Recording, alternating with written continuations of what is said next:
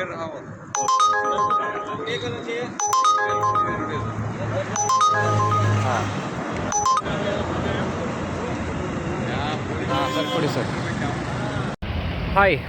so I have been notified that someone traveling in a bus from Tamil Nadu got down somewhere near Narayana Hrudyalaya. We have a hospital here, and they dropped off a Sand Boa in the middle of the road, and they just took off another bus and they went out.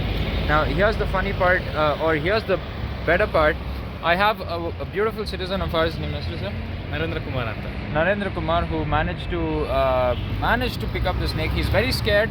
He's just opened the bag and somebody has pushed the snake inside the bag and stuff, and then he has notified the forest department, or he's called the rescuer team. The call came to me. I notified two range forest officers who did inform me to check on the snake, and if it is doing good, I'm asked to I've been authorized to release it back into the wild. So I'm just going to now show you the snake. So the snake has been brought in this kind of a bag. This is a bag which we generally should not be using, but I'm happy he hasn't closed it, and it's still open and the snake can breathe through. So I'm going to now pick it up and put it in my cotton bag, trying to avoid as many people that we can, because it becomes a big scene when people start seeing the snake. So I'm going to be a quick one over here. That's how it is. Looks absolutely okay to me. Doesn't have any injury near the face, the tail, everything looks absolutely fine. This is a red Sand Boa that I've managed to rescue now. So I'll be taking this back into the forest, releasing it off.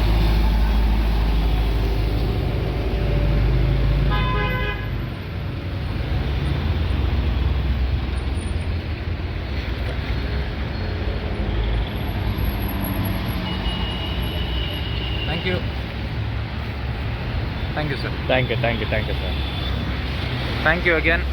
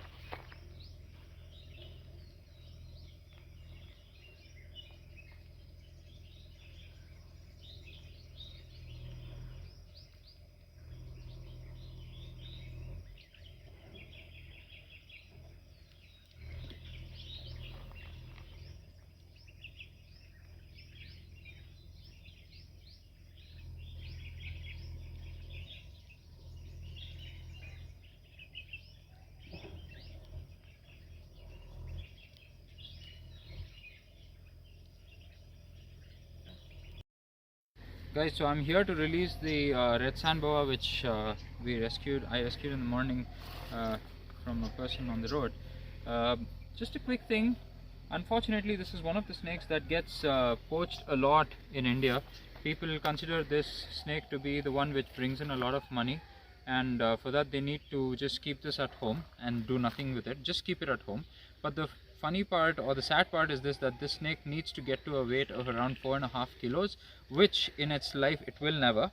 So in order to make it heavy at the time of selling, people shove iron balls, you know, these metal balls which you get from the ball bearings of buses and lorries. They actually shove that through the mouth, and so that they don't regurgitate, they also stitch up the mouth.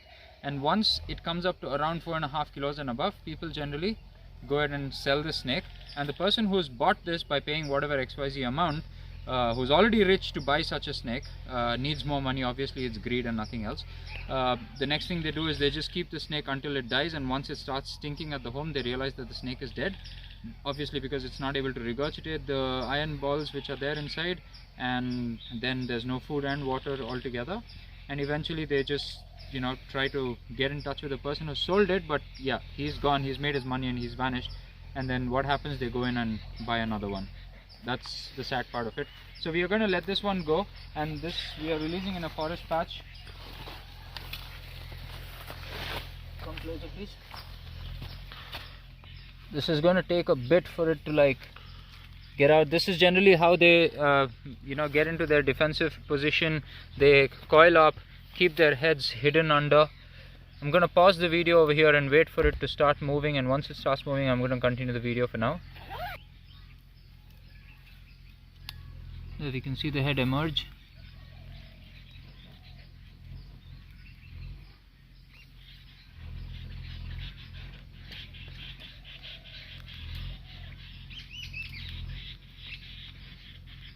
These snakes are generally very slow when they move. They are burying snakes. They mostly eat earthworms and other smaller beings like that. Not very 100% sure of their diet, but this is where the snake is being let off.